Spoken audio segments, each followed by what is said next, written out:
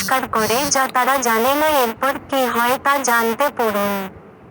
বসন্তের প্রথম দিন ছিল, কিন্তু হিমালয়ে এখনো শীতের মাঝামাঝি মনে হচ্ছিল। আমি পাহাড়ের চূড়ায় আমার কুটিরে যাওয়ার খাড়া রাস্তা ধরে নাচছিলাম। ঠিক তখনই 9 বছর বয়সী উষা স্কুল থেকে তাড়াহুড়ো করে ফিরে আসছিল। সে তার মাথার চারপাশে একটি স্কার্ফ বেঁধেছিল যাতে তার চুল উড়তে না পারে। দেখো, সে ইশারা করে বলল, একটি নতুন ফুল। এটি ছিল একটি একক, মাখনের মতো হলুদ ফুল, এবং এটি শীতের ঘাসের ঝাঁকেও উজ্জ্বল তারার মতো দাঁড়িয়ে ছিল। আমি এর আগে এর মতো কিছু দেখিনি এবং এর নাম কি হতে পারে তার কোনো ধারণাও ছিল না।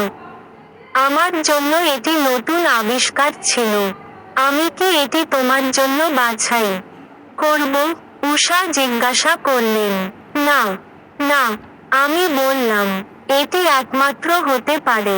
যদি আমরা এটি ছিঁড়ে ফেলি, তাহলে আর কোনো ফুল নাও থাকতে পারে।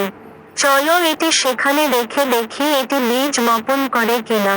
আমরা ঢাল বেয়ে উপরে উঠলাম এবং ফুলটি আরো ভালোভাবে পরীক্ষা করলাম। এটি খুব সূক্ষ্ম এবং নরম পাপড়িযুক্ত ছিল।